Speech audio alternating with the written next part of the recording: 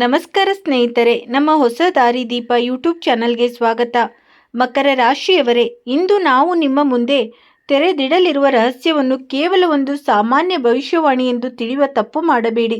ಇದು ಬ್ರಹ್ಮಾಂಡದ ಅನಂತ ಎತ್ತರದಿಂದ ಹೊರಟು ನಿಮ್ಮ ಜೀವನದತ್ತ ಸಾಗುತ್ತಿದೆ. ಇದೊಂದು ದಿವ್ಯ ಸಂದೇಶ. ಮುಂಬರುವ 48 ಗಂಟೆಗಳಲ್ಲಿ, ಅಂದರೆ ಮುಂದಿನ 2 ದಿನಗಳಲ್ಲಿ ನಿಮ್ಮ ಜೀವನದಲ್ಲಿ ಕೆಲವೊಂದು ಘಟನೆಗಳು ಸಂಭವಿಸುವ ಸೂಚನೆಗಳಿವೆ. ಅದನ್ನು ನೀವು ಬಯಸಿದರೂ ನಿರ್ಲಕ್ಷಿಸಲು ಸಾಧ್ಯವಿಲ್ಲ. ಈ ಬದಲಾವಣೆಯು ಕೇವಲ ಒಬ್ಬ ಸಾಮಾನ್ಯ ಮಾನವನ ಪ್ರಯತ್ನದಿಂದಲ್ಲ, ಬದಲಾಗಿ ಸ್ವತಃ ದೇವತೆಗಳ ಕೃಪೆ ಮತ್ತು ನಿಮ್ಮ ಸಂಚಿತ ಪುಣ್ಯ ಕರ್ಮಗಳ ಪ್ರಭಾವದಿಂದ ಉಂಟಾಗುತ್ತಿದೆ. ಹೌದು ಸ್ನೇಹಿತರೆ, ನೀವು ಕೇಳಿದ್ದು ಸರಿಯಾಗಿದೆ. 3 ಅತ್ಯಂತ ಪ್ರಭಾವಶಾಲಿ ದಿವ್ಯ ಶಕ್ತಿಗಳು ನಿಮ್ಮ ಮನೆ ದಿಕ್ಕಿನತ್ತ ಹೆಜ್ಜೆ ಇಡುತ್ತಿವೆ. ಅವುಗಳ ಆಗಮನದ ಉದ್ದೇಶ ನಿಮ್ಮ ಜೀವನದ ಪರಿಸ್ಥಿತಿಗಳಿಗೆ ಹೊಸ ದಾರಿಯನ್ನು ತೋರಿಸುವುದಾಗಿದೆ. ಈಗ ನಿಮ್ಮ ಹಣೆಯ ಬರ ಬದಲಾಗುವ ಸಮಯ ಹತ್ತಿರ ಬರುತ್ತಿದೆ. ಈಗ ಚರ್ಚೆಯು ಸ್ವಲ್ಪ ಹಣದ ಬಗ್ಗೆ ಅಲ್ಲ, ಬದಲಿಗೆ ಅತ್ಯಂತ ದೊಡ್ಡ ಆರ್ಥಿಕ ಪ್ರಗತಿ ಮತ್ತು ಸಮೃದ್ಧಿಯ ಬಗ್ಗೆ ಇರಲಿದೆ. ಬಹುಕಾಲದಿಂದ ಬಾಕಿ ಉಳಿದಿದ್ದ ಕೆಲಸಗಳು, ಯಾವ ಆಸೆಗಳನ್ನು ನೀವು ವರ್ಷಗಳಿಂದ ನಿಮ್ಮ ಹೃದಯದಲ್ಲಿ ಬಚ್ಚಿಟ್ಟಿದ್ದೀರೋ ಮತ್ತು ಯಾವ ಕನಸಿನ ಬಗ್ಗೆ ನೀವು ಬಹುಶಃ ಯಾರೊಂದಿಗೂ ಹಂಚಿಕೊಂಡಿರಲಿಲ್ಲವೋ ಅವುಗಳ ಈಡೇರುವ ದಾರಿ ಈಗ ತೆರೆಯಲಿದೆ. ಯಾವ ಶುಭ ಗಳಿಗೆಗಾಗಿ ನೀವು ಸುದೀರ್ಘ ಕಾಲದಿಂದ ಕಾಯುತ್ತಿದ್ದೀರೋ ಆ ಕಾಯುವಿಕೆಯ ಸಮಯ ಈಗ ಮುಗಿಯುವ ಹಂತದಲ್ಲಿದೆ. ಮುಂಬರುವ ಸಮಯವು ನಿಮಗಾಗಿ ಸಂಪತ್ತು, ಭಾಗ್ಯ, ಪ್ರೀತಿ, ಗೌರವ ಹಾಗೂ ಯಶಸ್ಸಿನ ಮುಚ್ಚಿದ ಬಾಗಿಲುಗಳನ್ನು ಒಟ್ಟಿಗೆ ತೆರೆಯಬಹುದು. ಸ್ನೇಹಿತರೆ, ಈ ಶುಭ ಸೂಚನೆಯನ್ನು ಸಾಮಾನ್ಯವೆಂದು ಭಾವಿಸಿ ಮುನ್ನಡೆಯುವ ತಪ್ಪು ಎಂದಿಗೂ ಮಾಡಬೇಡಿ. ಏಕೆಂದರೆ ಜೀವನದಲ್ಲಿ ಇಂಥ ಪವಾಡದ ಅವಕಾಶಗಳು ಪದೇ ಪದೇ ಸಿಗುವುದಿಲ್ಲ. ಇಂಥ ಸುಸಮಯವು ಯಾರ ಭಾಗ್ಯವು ಬದಲಾವಣೆಗೆ ಸಂಪೂರ್ಣವಾಗಿ ಸಿದ್ಧವಾಗಿದೆಯೋ ಅವರ ಜೀವನದಲ್ಲಷ್ಟೇ ಬರುತ್ತದೆ. ಹಾಗಾದರೆ ಬನ್ನಿ ಸ್ನೇಹಿತರೆ, ಮೊದಲು ಇಬ್ಬರು ಕೈ ಜೋಡಿಸಿ ಸಚ್ಚರಿತ್ರೆಯ ಭಕ್ತಿ ಮತ್ತು ನಿರ್ಮಲ ಮನಸ್ಸಿನಿಂದ ದೇವಾದಿದೇವ ಮಹಾದೇವ, ಪಾಲಕ ಭಗವಾನ್ ಶ್ರೀಹರಿ ವಿಷ್ಣು, ಸೃಷ್ಟಿಕರ್ತ ಬ್ರಹ್ಮದೇವ ಮತ್ತು ಧನ ಸಮೃದ್ಧಿಯ ಅಧಿಪತಿಯಾದ ಮಾತಾ ಲಕ್ಷ್ಮಿಯವರಲ್ಲಿ ಪ್ರಾರ್ಥಿಸೋಣ. ಹೇ ಪ್ರಭು, ಯಾವ ಭಕ್ತನು ಈ ಜ್ಯೋತಿಷ್ಯ ಕಾರ್ಯಕ್ರಮವನ್ನು ಪವಿತ್ರ ಭಾವನೆಯಿಂದ ನೋಡುತ್ತಾನೋ, ಯಾರು ಪ್ರೀತಿ ಮತ್ತು ನಂಬಿಕೆಯಿಂದ ಈ ವಿಡಿಯೋವನ್ನು ಲೈಕ್ ಮಾಡುತ್ತಾರೋ, ನಮ್ಮ ಈ ಆಧ್ಯಾತ್ಮಿಕ ಕುಟುಂಬದೊಂದಿಗೆ ಜೋಡಿಸಿಕೊಳ್ಳಲು ಚಾನಲನ್ನು ಸಬ್ಸ್ಕ್ರೈಬ್ ಮಾಡಿಕೊಳ್ಳುತ್ತಾರೋ ಮತ್ತು ಕಮೆಂಟ್ನಲ್ಲಿ ಭಕ್ತಿಪೂರ್ವಕವಾಗಿ ಹರ ಹರ ಮಹಾದೇವ್, ಮಹಾಲಕ್ಷ್ಮಿ, ಶ್ರೀಹರಿ ವಿಷ್ಣು, ಶ್ರೀ ಬ್ರಹ್ಮದೇವ ಎಂದು ಬರೆದಿದ್ದಾನೋ ಅವನ ಎಲ್ಲ ಶುಭ ಮನೋಕಾಮನೆಗಳು ಮುಂಬರುವ ಮುಂದಿನ 22 ಗಂಟೆಗಳಲ್ಲಿ ಈಡೇರಿಸುವ ದಾರಿಯನ್ನು ತೋರು. ಅವನ ಮನೆಯ ತೊಡಕುಗಳನ್ನು ದೂರ ಮಾಡಿರಿ. ಅವನ ಜೀವನದ ಕತ್ತಲೆಗಳನ್ನು ಅಳಿಸಿ ಅವನನ್ನು ಸತ್ಯ, ಧರ್ಮ ಹಾಗೂ ಸತ್ಕರ್ಮದ ಹಾದಿಯಲ್ಲಿ ಮುಂದೆ ಸಾಗುವ ಶಕ್ತಿಯನ್ನು ನೀಡಿರಿ. ಹೌದು ಸ್ನೇಹಿತರೆ, ಮುಂದಿನ 2 ದಿನದೊಳಗೆ ನಿಮ್ಮ ಜೀವನದಲ್ಲಿ ಕಾಣಿಸಿಕೊಳ್ಳಬಹುದಾದ ಬದಲಾವಣೆಯನ್ನು ಕೇವಲ ಕಾಕತಾಳೆ ಎಂದು ಹೇಳಲಾಗುವುದಿಲ್ಲ. ಇದು ನಿಮ್ಮ ಭಾಗ್ಯದ ಪುಸ್ತಕದಲ್ಲಿ ಹೊಸ ಅಧ್ಯಾಯದ ಆರಂಭದಂತೆ ಇರಲಿದೆ. ಯಾವ ಸಮಯದ ಆರಂಭವು ನಿಮಗೆ ಸಾಮಾನ್ಯವೆನಿಸಿತ್ತೋ ಈಗ ಅಂಥ ಶುಭ ಸುದ್ದಿ ಹೊತ್ತು ಮುನ್ನೆಲೆಗೆ ಬರಬಹುದು. ಸ್ನೇಹಿತರೆ, ಅದಕ್ಕೂ ಮೊದಲು ಒಂದು ವಿಷಯ. ನಿಮ್ಮ ಜೀವನದಲ್ಲಿ ಎಂಥದೇ ಸಮಸ್ಯೆಗಳಿದ್ದರೂ ಸ್ಕ್ರೀನ್ ಮೇಲೆ ಕಾಣುತ್ತಿರುವ ಗುರೂಜಿಯವರಿಗೆ ಕರೆ ಮಾಡಿ ನಿಮ್ಮ ಸಮಸ್ಯೆಗಳನ್ನು ಬಗೆಹರಿಸಿಕೊಳ್ಳಬಹುದು. ಗುರೂಜಿಯವರು ವಿದ್ಯೆ, ಉದ್ಯೋಗ, ವ್ಯಾಪಾರ, ಗಂಡ ಹೆಂಡತಿ ಕಲಹ, ಅತ್ತೆ ಸೊಸೆ ಕಲಹ, ಮದುವೆ ವಿಳಂಬ, ಸಂತಾನ ಸಮಸ್ಯೆ, ಶತ್ರುಕಾಟ, ವಶೀಕರಣ, ನಿಮ್ಮ ಯಾವುದೇ ಸಮಸ್ಯೆ ಇದ್ದರೂ ತುಳುನಾಡಿನ ದೈವಾರಾಧನೆಯಿಂದ ಹಾಗೂ ಶ್ರೀ ಸಾಯಿಬಾಬಾ ದೈವಿಕ ಶಕ್ತಿಯಿಂದ ಶೀಘ್ರ ಶಾಶ್ವತ ಪರಿಹಾರ ಮಾಡಿಕೊಡುತ್ತಾರೆ. ಅದು ನಿಮ್ಮನ್ನು ಮಾತ್ರವಲ್ಲದೆ ನಿಮ್ಮ ಇಡೀ ಕುಟುಂಬವನ್ನು ಆಶ್ಚರ್ಯಚಕಿತಗೊಳಿಸಲಿದೆ. ವರ್ಷಗಳಿಂದ ನಿಂತು ಹೋಗಿದ್ದ ಕೆಲಸಗಳು ತಕ್ಷಣವೇ ವೇಗವನ್ನು ಪಡೆದುಕೊಳ್ಳಬಹುದು. ಯಾವ ಬಾಗಿಲುಗಳನ್ನು ನೀವು ಪದೇ ಪದೇ ತಟ್ಟಿದಾಗಲೂ ಎಲ್ಲಿ ನಿಮಗೆ ಪ್ರತಿಯೊಂದು ಬಾರಿಯೂ ನಿರಾಶೆ ಎದುರಾಯಿತೋ ಆ ದಾರಿಗಳು ಈಗ ಹೆಚ್ಚಿನ ಕಷ್ಟವಿಲ್ಲದೆ ತೆರೆದುಕೊಳ್ಳಲು ಪ್ರಾರಂಭಿಸಬಹುದು. ಶ್ರೀಮದ ಭಗವದ್ಗೀತೆಯಲ್ಲಿ ಭಗವಾನ್ ಶ್ರೀಕೃಷ್ಣನು ಅರ್ಜುನಿಗೆ ವಿವರಿಸುವಂತೆ, ಮಾನವನಿಗೆ ಕೇವಲ ಕರ್ಮವನ್ನು ಮಾಡಲು ಮಾತ್ರ ಹಕ್ಕಿದೆ, ಫಲದ ಮೇಲಲ್ಲ. ಇದರರ್ಥ ಫಲ ಸಿಗುವುದು ಎಂದಲ್ಲ, ಬದಲಾಗಿ ಸನ್ಮನಸ್ಸಿನಿಂದ ಮಾಡಿದ ಸರಿಯಾದ ಕರ್ಮವು ಸಮಯ ಬಂದಾಗ ಖಂಡಿತವಾಗಿಯೂ ಫಲ ನೀಡುತ್ತದೆ ಎಂಬುದಾಗಿದೆ. ನೀವು ವಹಿಸಿದ ತಾಳ್ಮೆ, ಪಟ್ಟ ಶ್ರಮ ಮತ್ತು ಕಷ್ಟದ ಪರಿಸ್ಥಿತಿಗಳು ನಿಮ್ಮನ್ನು ನೀವು ನಿಭಾಯಿಸಿಕೊಂಡ ರೀತಿ, ಅವುಗಳ ಫಲ ಈಗ ನಿಮ್ಮ ಹತ್ತಿರಕ್ಕೆ ಬರುತ್ತಿರುವುದು ಕಾಣಿಸುತ್ತಿದೆ. ಹಾಗಿದ್ದರೆ ಬನ್ನಿ ಸ್ನೇಹಿತರೆ, ಸಮಯ ವ್ಯರ್ಥ ಮಾಡದೆ ಇಂದಿನ ಈ ವಿಶೇಷ ಮಾಹಿತಿಯನ್ನು ಪ್ರಾರಂಭಿಸೋಣ. ದೇವತೆಗಳ ಕೃಪೆಯಿಂದ ಮುಂಬರುವ ಆಗಸ್ಟ್ ತಿಂಗಳು ನಿಮಗೆ ಒಂದು ಅಸಾಧಾರಣ ಆರಂಭವನ್ನು ತರಬಹುದು. ಈ ತಿಂಗಳ ಆರಂಭದಲ್ಲೇ ಸಂಪತ್ತು, ಅವಕಾಶ ಮತ್ತು ಪ್ರಗತಿಗೆ ಸಂಬಂಧಿಸಿದ ಸೂಚನೆಗಳು ಕಂಡುಬರಲಿವೆ. ದೇವತೆಗಳ ಕೃಪೆಯು ಭಾಗ್ಯದ ಮುಚ್ಚಿದ ಬಾಗಿಲುಗಳನ್ನು ತೆರೆಯಬಹುದು, ಜೊತೆಗೆ ಬಹುಕಾಲದಿಂದ ಬಾಗಿಲು ಮುಚ್ಚಿದ ಹಾದಿಗಳನ್ನು ಸುಗಮಗೊಳಿಸಬಹುದು. ಆದ್ದರಿಂದ ಈ ವಿಡಿಯೋವನ್ನು ಆರಂಭದಿಂದ ಅಂತ್ಯದವರೆಗೂ ಸಂಪೂರ್ಣ ಏಕಾಗ್ರತೆಯಿಂದ ನೋಡಿ. ಏಕೆಂದರೆ ಇಂದಿನ ಪ್ರತಿಯೊಂದು ಮಾತು ಯಾವ ದೊಡ್ಡ ಶುಭ ಸುದ್ದಿಗಳು ನಿಮ್ಮತ್ತ ಬರುತ್ತಿವೆ ಎಂಬುದನ್ನು ಅರ್ಥೈಸಿಕೊಳ್ಳಲಿದೆ. ಯಾವ ವಿಚಾರಗಳಲ್ಲಿ ನೀವು ವಿಶೇಷ ಎಚ್ಚರಿಕೆಯನ್ನು ವಹಿಸಬೇಕು ಮತ್ತು ಯಾವುದೇ ಪರಿಸ್ಥಿತಿಯಲ್ಲೂ ಯಾವ ತಪ್ಪುಗಳನ್ನು ಮಾಡಬಾರದು ಎಂಬುದನ್ನು ತಿಳಿಸಲಾಗುವುದು. ಅದರೊಂದಿಗೆ ಈಶ್ವರನು ನಿಮ್ಮ ಜೀವನದಲ್ಲಿ ಎಷ್ಟೊಂದು ಧನ, ಸುಖ ಮತ್ತು ಸಂಪತ್ತನ್ನು ಕಳುಹಿಸಲು ಏಕೆ ಸಿದ್ಧತೆ ನಡೆಸುತ್ತಿದ್ದಾರೆ ಎಂಬುದನ್ನು ಸಹ ವಿವರಿಸಲಾಗುವುದು. ಆಗಸ್ಟ್ ತಿಂಗಳ ಆರಂಭವು ನಿಮ್ಮ ಮನೆ ಅಂಗಳದಲ್ಲಿ ಸಮೃದ್ಧಿ ಮತ್ತು ಸಕಾರಾತ್ಮಕತೆಯ ಮಳೆಯನ್ನು ಸುರಿಸಬಹುದು. ಆದ್ದರಿಂದ ಇಂದು ಹೇಳಲಾಗುವ ಪ್ರತಿಯೊಂದು ಮಾತನ್ನು ಗಂಭೀರವಾಗಿ ನಿಮ್ಮ ಮನಸ್ಸಿನಲ್ಲಿ ತೆಗೆದುಕೊಳ್ಳಿ. 4 ದೇವತಾ ಸ್ವರೂಪಿ ನಾರಿ ಶಕ್ತಿಗಳು ನಿಮ್ಮ ಮನೆಗೆ ಆಗಮಿಸುವ ಮುನ್ಸೂಚನೆಗಳು ಸಿಗುತ್ತಿವೆ. ಈಗ ನಿಮ್ಮ ಜೀವನದ ಸಮಯ ಬದಲಾಗುವ ಹೊಸ್ತಿಲಲ್ಲಿ ನಿಂತಿದೆ. ಇನ್ನೂ ಹೆಚ್ಚಿನ ಸಮಯ ಬಾಕಿ ಉಳಿದಿಲ್ಲ. ಆದ್ದರಿಂದ ನಿಮ್ಮನ್ನು ಮಾನಸಿಕವಾಗಿ ಸಿದ್ಧವಾಗಿಟ್ಟುಕೊಳ್ಳಿ. ನಾಳೆ ಬೆಳಗ್ಗೆಯಿಂದಲೇ ನಿಮ್ಮ ಮನೆ ಮತ್ತು ಜೀವನದ ವಾತಾವರಣದಲ್ಲಿ ಅಂತಹ ಚೈತನ್ಯ ಪ್ರವೇಶಿಸಬಹುದು. ಅದು ಯಾವುದೋ ದೊಡ್ಡ ಪವಾಡದ ಆರಂಭವೆಂದು ಸಾಬೀತಾಗಲಿದೆ. ಈ ಮಾಹಿತಿಯು ನಿಮಗೆ ಅತ್ಯಂತ ಪ್ರಮುಖ ಹಾಗೂ ಲಾಭದಾಯಕವೂ ಆಗಿರಬಹುದು. ಆದ್ದರಿಂದ ಇದನ್ನು ಹಗುರವಾಗಿ ತೆಗೆದುಕೊಳ್ಳುವ ತಪ್ಪು ಮಾಡಬೇಡಿ. ಇಂದು ಏನೆಲ್ಲ ಹೇಳಲಾಗುತ್ತದೆಯೋ ಅದರ ಸಂಬಂಧವು ನಿಮ್ಮ ಭಾಗ್ಯ, ಕರ್ಮಗಳು ಮತ್ತು ಗ್ರಹಗಳ ಸ್ಥಿತಿಯಿಂದ ರೂಪುಗೊಳ್ಳುತ್ತಿರುವ ಸೂಚನೆಗಳ ಮೇಲಿದೆ. ಜ್ಯೋತಿಷ್ಯದ ನಿಜವಾದ ಉದ್ದೇಶ ಯಾರನ್ನಾದರೂ ಭಯಭೀತಗೊಳಿಸುವುದಲ್ಲ, ಬದಲಾಗಿ ಸಮಯದ ಸೂಚನೆಗಳನ್ನು ತಿಳಿಸಿ ಸರಿಯಾದ ಕರ್ಮ ಮಾಡಲು ಪ್ರೇರೇಪಿಸುವುದಾಗಿದೆ. ಗ್ರಹಗಳು ಕೇವಲ ದಾರಿಗಳನ್ನು ತೋರಿಸುತ್ತವೆ, ಆದರೆ ಆ ದಾರಿಯಲ್ಲಿ ಮುನ್ನಡೆಯುವ ನಿರ್ಧಾರವನ್ನು ಮಾನವನೇ ತೆಗೆದುಕೊಳ್ಳಬೇಕಾಗುತ್ತದೆ.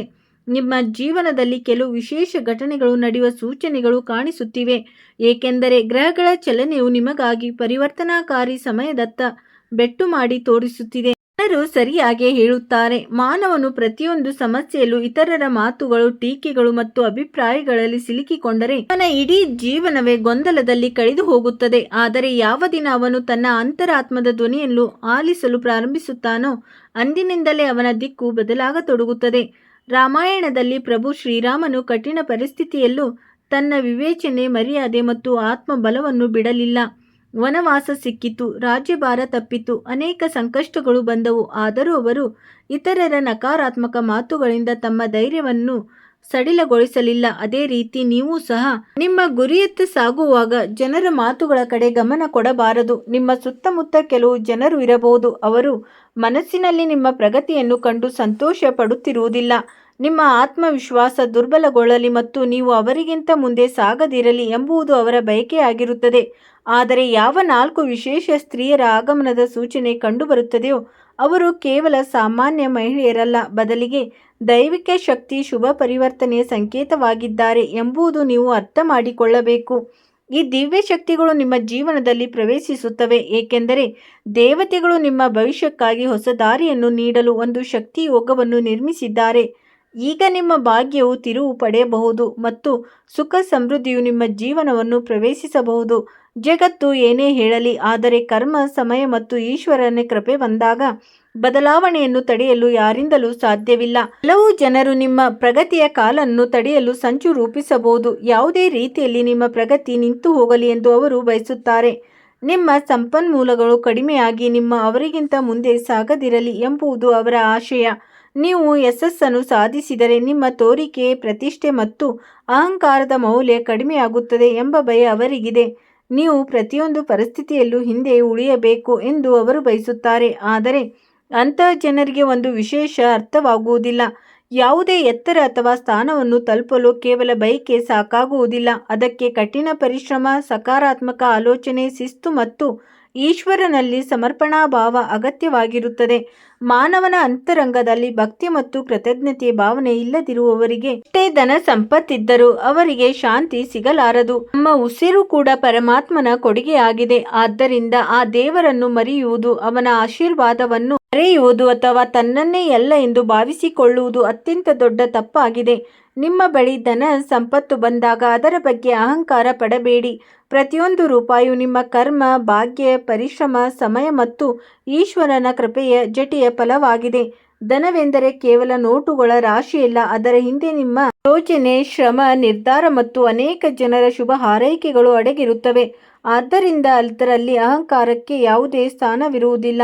ಮಹಾಭಾರತವು ನಮಗೆ ಕಲಿಸುತ್ತದೆ, ಅಹಂಕಾರಕ್ಕೆ ಯಾವುದೇ ಸ್ಥಾನವಿರಬಾರದು. ಸಾಮರ್ಥ್ಯದ ಜೊತೆಗೆ ಒಂದು ವೇಳೆ ವಿನಮ್ರತೆ ಇಲ್ಲದಿದ್ದರೆ ಆ ಸಾಮರ್ಥ್ಯವು ವಿನಾಶಕ್ಕೆ ಕಾರಣವಾಗಬಹುದು. ಎಂದು ಮಹಾಭಾರತವು ನಮಗೆ ತಿಳಿಸುತ್ತದೆ. ಅದೇ ರೀತಿ ಭಗವಾನ್ ಶ್ರೀಕೃಷ್ಣ ಅವರ ಜೀವನದಿಂದ ನಮಗೆ ಸಿಗುವ ಕಲಿಕೆ ಏನೆಂದರೆ, ಅಪಾರ ಶಕ್ತಿ ಇದ್ದಾಗಲೂ ಸರಳತೆ, ಕರುಣೆ ಮತ್ತು ತಾಳ್ಮೆಯನ್ನು ಎಂದಿಗೂ ಕೈಬಿಡಬಾರದು.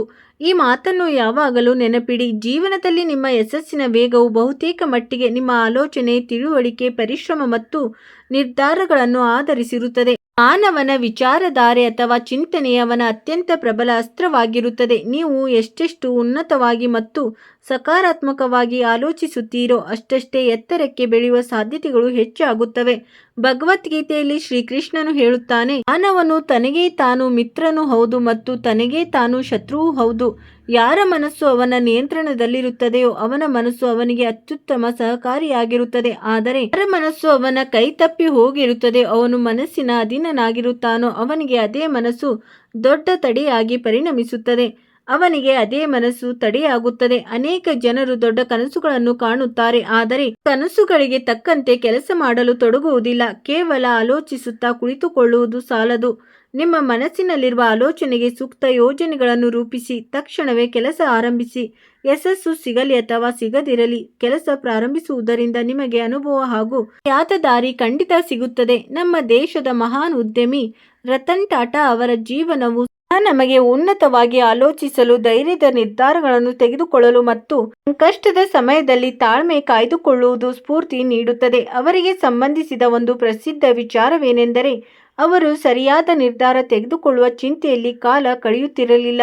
ಬದಲಿಗೆ ನಿರ್ಧಾರ ತೆಗೆದುಕೊಂಡ ನಂತರ ಅದನ್ನು ಸರಿಯೆಂದು ನಿರೂಪಿಸಲು ಪೂರ್ಣ ಶ್ರದ್ಧೆಯಿಂದ ಶ್ರಮಿಸುತ್ತಿದ್ದರು. ಇಂಥ ಮಹನೀಯರ ಹೋರಾಟದಿಂದ ನಾವು ಕಲಿಯಬೇಕಾಗಿದ್ದು ಏನೆಂದರೆ, ಆರಂಭದಲ್ಲಿ ಜನರು ನಿಮ್ಮ ಆಲೋಚನೆಗಳನ್ನು ಸಂಶಯದಿಂದ ನೋಡಬಹುದು, ಆದರೆ ನಿಮ್ಮ ನಿರಂತರ ಪ್ರಯತ್ನವು ಎಂದಾದರೂ ಒಂದು ದಿನ ಅದೇ ಆಲೋಚನೆಯನ್ನು ಯಶಸ್ಸಿನ ಉದಾಹರಣೆಯನ್ನಾಗಿ ಮಾಡುತ್ತದೆ. ಗುಂಪಿನಿಂದ ಹೊರಬಂದು ವಿಭಿನ್ನವಾಗಿ ಆಲೋಚಿಸುವ ಧೈರ್ಯ ಮಾಡುವವರು ಈ ಜಗತ್ತು ತಮಾಷೆಯೆಂದು ಮಾಡುತ್ತದೆ. ಆದರೆ ಯಾರ ಹಾದಿಯನ್ನು ನೋಡಿ ಒಮ್ಮೆ ಜನರು ಕೀಳಾಗಿ ನಕ್ಕಿದ್ದರೋ ಅವರೇ ಇತಿಹಾಸವನ್ನು ಸೃಷ್ಟಿಸುತ್ತಾರೆ.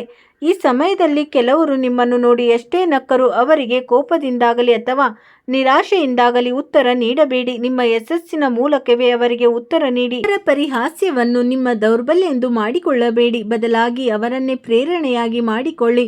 ನಿಮ್ಮ ಕೋಪವನ್ನು ನಾಶದ ಕಡೆ ಒಯ್ಯುವುದೇ ಶ್ರಮದ ಶಕ್ತಿಯನ್ನಾಗಿ ಪರಿವರ್ತಿಸಿ. ಹನುಮಂತನು ತನ್ನ ಶಕ್ತಿಯನ್ನು ಎಂದಿಗೂ ಅಹಂಕಾರಕ್ಕೆ ಬಳಸಲಿಲ್ಲ. ಅವನು ತನ್ನ ಇಡೀ ಶಕ್ತಿಯನ್ನು ಶ್ರೀರಾಮನ ಸೇವೆ ಮತ್ತು ಧರ್ಮದ ರಕ್ಷಣೆಗಾಗಿ ಮುಡಿಪಾಗಿಟ್ಟನು. ಇದೇ ಕಾರಣಕ್ಕೆ ಅವನ ಬಲವನ್ನು ಎಂದಿಗೂ ಭಕ್ತಿ, ಧೈರ್ಯ ಮತ್ತು ನಿಷ್ಠೆಯ ಸಂಕೇತವೆಂದು ಪರಿಗಣಿಸಲಾಗುತ್ತದೆ. ನೀವು ಕೂಡ ನಿಮ್ಮ ಶಕ್ತಿಯನ್ನು ಸರಿಯಾದ ಕೆಲಸದಲ್ಲಿ ತೊಡಗಿಸಿದರೆ ಅದ್ಭುತವಾದ ಫಲಿತಾಂಶಗಳು ದೊರೆಯುತ್ತವೆ. ನಿಮ್ಮನ್ನು ವಿರೋಧಿಸಿದವರೇ ನಾವು ಇವನನ್ನು ಏಕೆ ಕೀಳಾಗಿ ಅಂದಾಜಿಸಿದೆವು ಎಂದು ಆಲೋಚಿಸುವಂತೆ ಮಾಡುತ್ತದೆ. ಇಂದಿನ ಈ ಸಂದೇಶವು ನಿಮಗೆ ಅತ್ಯಂತ ಮೌಲ್ಯಯುತವಾದದ್ದು. ಇದನ್ನು ಕೇವಲ ಸಾಮಾನ್ಯ ಮನರಂಜನೆ ಎಂದು ಭಾವಿಸಿ ನಿರ್ಲಕ್ಷಿಸಬೇಡಿ. ಮುಂಬರುವ 48 ಗಂಟೆಗಳಲ್ಲಿ ನಿಮ್ಮ ಜೀವನದ ಹಾದಿಯನ್ನೇ ಬದಲಾಯಿಸುವಂತಹ ಪ್ರಮುಖ ಘಟನೆ ನಡೆಯಬಹುದು. ಯಾವುದೋ ದೊಡ್ಡ ಸಂತೋಷ, ಅವಕಾಶ ಅಥವಾ ಶುಭ ಸಮಾಚಾರ ನಿಮ್ಮ ಬಾಗಿಲು ತಟ್ಟಬಹುದು. ಇದರಿಂದ ನಿಮ್ಮ ಮನಸ್ಸು ಆನಂದದಿಂದ ತುಂಬಿ ಹೋಗುತ್ತದೆ.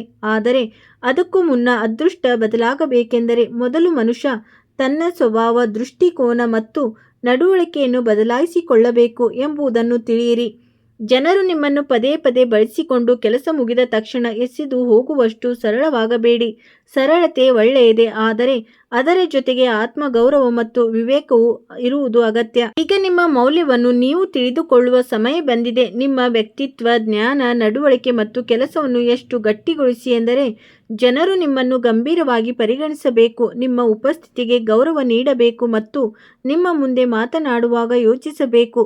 ಆತ್ಮಗೌರವವೆಂದರೆ ಅಹಂಕಾರವಲ್ಲ. ಅಹಂಕಾರವು ಇತರರನ್ನು ಕೀಳಾಗಿ ಕಾಣುತ್ತದೆ, ಆದರೆ ಆತ್ಮಗೌರವವು ತನ್ನನ್ನು ತಾನು ಅಪಮಾನಕ್ಕೊಳಗಾಗದಂತೆ ಕಾಯುತ್ತದೆ.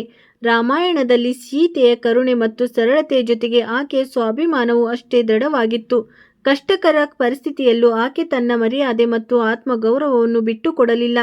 ವಿನಮ್ರರಾಗಿದ್ದರೂ ಸಹ ತಮ್ಮ ಮೌಲ್ಯವನ್ನು ರಕ್ಷಿಸಿಕೊಳ್ಳುವುದು ಅಗತ್ಯ. ಸ್ನೇಹಿತರೆ, ನಿಮ್ಮ ಕೆಲಸಕ್ಕೆ ಆದ್ಯತೆ ನೀಡಿ ಮತ್ತು ಸಮಯದ ಸರಿಯಾದ ಬಳಕೆ ಮಾಡಿ. ನೀವು ಸ್ವತಃ ಆರೋಗ್ಯವಾಗಿ, ಶಿಸ್ತಿನಿಂದ ಮತ್ತು ಮಾನಸಿಕವಾಗಿ ಸ್ಥಿರವಾಗಿದ್ದಾಗ ಮಾತ್ರ ನಿಮ್ಮ ಕುಟುಂಬಕ್ಕೆ ಮತ್ತು ಇತರ ಜನರಿಗೆ ಉಪಯುಕ್ತರಾಗಲು ಸಾಧ್ಯ. ಈ ಮಾತನ್ನು ಗಟ್ಟಿಯಾಗಿ ನೆನಪಿಡಿ. ಅಶಾಂತ ಮನಸ್ಸು ಮತ್ತು ದುರ್ಬಲ ದೇಹದೊಂದಿಗೆ ಯಶಸ್ಸಿನ ಪಯಣವು ಅತ್ಯಂತ ಕಠಿಣವಾಗುತ್ತದೆ. ಆದ್ದರಿಂದ ನಿಮ್ಮ ದಿನಚರಿ, ಆಹಾರ, ನಿದ್ರೆ ಮತ್ತು ಮಾನಸಿಕ ಶಾಂತಿಯ ಕಡೆ ಗಮನ ಹರಿಸುವುದು ಅತ್ಯಗತ್ಯ. ಗೀತೆಯಲ್ಲಿ ದೇಹವನ್ನು ಕ್ಷೇತ್ರ ಮತ್ತು ಆತ್ಮವನ್ನು ಕ್ಷೇತ್ರಜ್ಞ ಎಂದು ಕರೆಯಲಾಗುತ್ತದೆ. ಸಾಧನವೇ ದುರ್ಬಲವಾದರೆ ಕರ್ಮದ ಮಾರ್ಗವು ತಡೆಯಲ್ಪಡುತ್ತದೆ. ನೀವು ನಿರಂತರ ಪ್ರಯತ್ನ ಮಾಡುತ್ತೀರಿ, ಆದರೆ ನಿಮ್ಮ ಸುತ್ತಮುತ್ತ ಕೆಲವು ಮಾರ್ಗಗಳು ತಡೆಯಲ್ಪಡುತ್ತವೆ. ನೀವು ನಿರಂತರ ಪ್ರಯತ್ನ ಮಾಡುತ್ತಿದ್ದರೆ, ಆದರೆ ನಿಮ್ಮ ಸುತ್ತಮುತ್ತ ಕೆಲವು ಜನರಿರಬಹುದು ಯಾರ ನೈಜ ಪರಿಸ್ಥಿತಿಯು ನಿಮಗಿಂತ ದುರ್ಬಲವಾಗಿದೆ. ಆದರೂ ಅವರು ತೋರ್ಪಡಿಕೆಯ ಮೂಲಕ ತಮ್ಮನ್ನು ತಾವು ತುಂಬಾ ದೊಡ್ಡವರೆಂದು ನಿರೂಪಿಸಲು ಯತ್ನಿಸುತ್ತಾರೆ. ಅವರ ತೋರ್ಪಡಿಕೆಗೆ ನೀವು ಪ್ರಭಾವಿತರಾಗಬಾರದು. ನಿಮ್ಮ ಶಾಂತಿ, ತಾಳ್ಮೆ ಮತ್ತು ಸರಳತೆಯೇ ನಿಮ್ಮ ನಿಜವಾದ ಶಕ್ತಿ. ನಿಮ್ಮ ಹಣ, ಜ್ಞಾನ, ಶಕ್ತಿ ಅಥವಾ ಬುದ್ಧಿವಂತಿಕೆ ಬಗ್ಗೆ ಎಂದಿಗೂ ಅಹಂಕಾರ ಪಡಬೇಡಿ. ಕೇವಲ ದೇವರ ಮೇಲೆ ನಂಬಿಕೆ ಇಡಿ ಮತ್ತು ನಿಮ್ಮ ಕರ್ಮವನ್ನು ಪ್ರಾಮಾಣಿಕತೆಯಿಂದ ಮಾಡುತ್ತೀರಿ. ನೀವು ಅನುಭವಿಸುತ್ತಿರುವ ನೋವು ಶಾಶ್ವತವಲ್ಲ, ಇದು ಕೇವಲ ಜೀವನದ ಒಂದು ಪರೀಕ್ಷೆ. ಸ್ನೇಹಿತರೆ, ಒಬ್ಬ ಸಣ್ಣ ಬಾಲಕನು ಅಪಮಾನ ಅಥವಾ ನೋವಿನ ನಂತರ ತನ್ನನ್ನು ತಾನು ನಾಶಪಡಿಸಿಕೊಳ್ಳದೆ ಭಕ್ತಿ, ತಪಸ್ಸು ಮತ್ತು ಸಂಕಲ್ಪದಿಂದ ತನ್ನ ಜೀವನವನ್ನೇ ಬದಲಾಯಿಸಿಕೊಂಡನು. ಈ ರೀತಿಯಾಗಿ ನೀವು ಸಹ ದುಃಖವನ್ನು ನಿರಾಶೆಯನ್ನಾಗಿ ಮಾಡಿಕೊಳ್ಳದೆ ಸಂಕಲ್ಪವನ್ನಾಗಿ ಬದಲಾಯಿಸಬೇಕು. ಯಾವ ದಿನ ನೀವು ಗೌರವಿಸುತ್ತೀರೋ, ನಿಮ್ಮ ಅಗತ್ಯಗಳನ್ನು ಅರ್ಥೈಸಿಕೊಳ್ಳಲು ಮತ್ತು ನಿಮ್ಮ ಜೀವನವನ್ನು ಪ್ರೀತಿಸಲು ಆರಂಭಿಸುತ್ತೀರೋ, ಅದೇ ದಿನದಿಂದ ಬದಲಾವಣೆಯ ಪ್ರಕ್ರಿಯೆ ಪ್ರಾರಂಭವಾಗುತ್ತದೆ. ಈಗ ನೀವು ಸ್ವತಃ ಆರೋಗ್ಯವಾಗಿ, ಸಂತೋಷದಿಂದ ಮತ್ತು ಸಕಾರಾತ್ಮಕವಾಗಿ ಇರುತ್ತಿದ್ದರೆ, ಇತರ ಜನರು ಸಹ ನಿಮ್ಮೊಂದಿಗೆ ಜೋಡಿಸಿಕೊಳ್ಳಲು ಬಯಸುತ್ತಾರೆ. ಆದ್ದರಿಂದ ಇಂದು ಹೇಳಲಾಗುತ್ತಿರುವ ವಿಷಯಗಳನ್ನು ಗಂಭೀರವಾಗಿ ಆಲಿಸಿ ನಿಮ್ಮ ಮನಸ್ಸನ್ನು ಬಲಪಡಿಸಿಕೊಳ್ಳಿ. ನಿಮ್ಮ ಜ್ಞಾನ, ವಿವೇಕ, ಧೈರ್ಯ ಮತ್ತು ನಿರ್ಧಾರ ತೆಗೆದುಕೊಳ್ಳುವ ಸಾಮರ್ಥ್ಯದ ಅಗತ್ಯವಿದ್ದರೆ ಹನುಮಂತನ ಹೆಸರು ಸ್ಮರಿಸಿ. ಹನುಮಾನ್ ಚಾಲೀಸಾದಲ್ಲಿ ಹೇಳಿರುವಂತೆ, ಅವರ ಸ್ಮರಣೆಯಿಂದ ಬುದ್ಧಿಬಲ ಮತ್ತು ವಿದ್ಯೆಯು ಪ್ರಾಪ್ತಿಯಾಗುತ್ತದೆ ಹಾಗೂ ಮನುಷ್ಯನ ಸಂಕಷ್ಟಗಳು ದೂರವಾಗುತ್ತವೆ. ಇದರರ್ಥ ಕೇವಲ ಮಂತ್ರವನ್ನು ಜಪಿಸುವುದಷ್ಟೇ ಅಲ್ಲ, ಅವರ ಗುಣಗಳನ್ನು ಜೀವನದಲ್ಲಿ ಅಳವಡಿಸಿಕೊಳ್ಳುವುದು ಆಗಿದೆ. ಸೇವೆ, ನಿಷ್ಠೆ, ಶಿಸ್ತು ಮತ್ತು ವಿನಮ್ರತೆಯನ್ನು ಅಳವಡಿಸಿಕೊಳ್ಳುವುದೇ ನಿಜವಾದ ಹನುಮನ್ ಭಕ್ತಿ. ಈಗ ಪ್ರಶ್ನೆ ಏನೆಂದರೆ, ಈ ದೇವಿ ಸ್ವರೂಪದ ಶಕ್ತಿಗಳು ನಿಮ್ಮ ಮನೆಗೆ ಬರಲು ಸಿದ್ಧತೆಗಳನ್ನು ಏಕೆ ಮಾಡುತ್ತಿವೆ? ಅವರು ನಿಮ್ಮ ನಿಂತುಹೋದ ಅದೃಷ್ಟಕ್ಕೆ ಮತ್ತೆ ವೇಗವನ್ನು ಏಕೆ ನೀಡಲು ಬಯಸುತ್ತಿದ್ದಾರೆ? ಈ ರಹಸ್ಯವನ್ನು ಅರ್ಥ ಮಾಡಿಕೊಳ್ಳುವುದು ಅವಶ್ಯಕ, ಏಕೆಂದರೆ ಈ 4 ದಿವ್ಯ ನಾರಿ ಶಕ್ತಿಗಳು ನಿಮ್ಮ ಮನೆಯ ಹೊಸ್ತಿಲಲ್ಲಿ ಶುಭ ಅವಕಾಶ, ಕರುಣೆ, ಪ್ರಸನ್ನತೆ ಹಾಗೂ ರಕ್ಷಣೆಯ ಸಂಕೇತವಾಗಿ ನಿಂತಿರುವುದು ಕಂಡುಬರುತ್ತದೆ. ಸಮಯ ಕಡಿಮೆ ಇದೆ ಮತ್ತು ಈ ಸಂಕೇತವನ್ನು ಕೇವಲ ಮನರಂಜನೆ ಎಂದು ಭಾವಿಸುವುದು ಸರಿಯಲ್ಲ. ದೇವರ ಕೃಪೆಯಿಂದ ನಿಮ್ಮ ಜೀವನದಲ್ಲಿ ಸಕಾರಾತ್ಮಕ ಶಕ್ತಿಗಳ ಪ್ರವೇಶವಾಗಬಹುದು. ಈಗ ನಿಮಗೆ ದೈನಂದಿನ ಜೀವನ, ಕುಟುಂಬ, ವ್ಯವಹಾರ, ಪ್ರೀತಿ ಮತ್ತು ವೃತ್ತಿ ಜೀವನಕ್ಕೆ ಸಂಬಂಧಿಸಿದ ಅತ್ಯಂತ ಉಪಯುಕ್ತ ಜ್ಯೋತಿಷ್ಯ ಕಾರ್ಯಕ್ರಮ ಲಭ್ಯವಾಗಲಿದೆ. ಆದರೆ ಅದಕ್ಕಿಂತ ಮುಂಚಿತವಾಗಿ ನೀವು ಮಹಾದೇವ ಮತ್ತು ಸಮಸ್ತ ದೇವತೆಗಳ ಕೃಪೆ ಪಡೆಯಲು ಬಯಸಿದರೆ ಈ ವಿಡಿಯೋಗೆ ಒಂದು ಲೈಕ್ ಮಾಡಿ ಮತ್ತು ಕಮೆಂಟ್ ಬಾಕ್ಸ್ನಲ್ಲಿ ಸತ್ಯವಾದ ಶ್ರದ್ಧೆಯಿಂದ ಬರೆಯಿರಿ. ಹರ ಹರ ಮಹಾದೇವ್. ಮಹಾದೇವನ ಹೆಸರನ್ನು ಬರೆಯುವುದಷ್ಟೇ ಸಾಕಾಗುವುದಿಲ್ಲ. ನಿಮ್ಮ ನಡವಳಿಕೆಯಲ್ಲೂ ಸತ್ಯ, ದಯೆ ಮತ್ತು ಧರ್ಮಕ್ಕೆ ಜಾಗ ನೀಡಿ. ಆಗ ಮಾತ್ರ ನಿಂತು ಹೋದ ಕೆಲಸಗಳಿಗೆ ವೇಗ ಸಿಗುತ್ತದೆ ಮತ್ತು ದೇವರ ಆಶೀರ್ವಾದ ನಿಮ್ಮ ಕರ್ಮಗಳಲ್ಲಿ ಕಾಣಿಸುತ್ತದೆ. ನೀವು ಇದುವರೆಗೆ ಈ ಚಾನಲ್ ಅನ್ನು ಸಬ್ಸ್ಕ್ರೈಬ್ ಮಾಡದಿದ್ದರೆ ನಿಮ್ಮ ಆಧ್ಯಾತ್ಮಿಕ ಕುಟುಂಬದೊಂದಿಗೆ ಖಂಡಿತವಾಗಿಯೂ ಜೋಡಿಸಿಕೊಳ್ಳಿ. ಇದರಿಂದ ಮುಂಬರುವ ಶುಭ ಪ್ರೇರಣಾದಾಯಕ ಮಾಹಿತಿಗಳು ನಿಮಗೆ ನಿರಂತರವಾಗಿ ತಲುಪುತ್ತಿರುತ್ತವೆ. ಸ್ನೇಹಿತರೆ, ಇಂದಿಗೆ ಇಷ್ಟೇ. ಮುಂದಿನ ವಿಡಿಯೋದಲ್ಲಿ ಸಿಗೋಣ. ಸ್ನೇಹಿತರೆ, ವಿಡಿಯೋ ನೋಡಿದ್ದಕ್ಕಾಗಿ ಧನ್ಯವಾದಗಳು.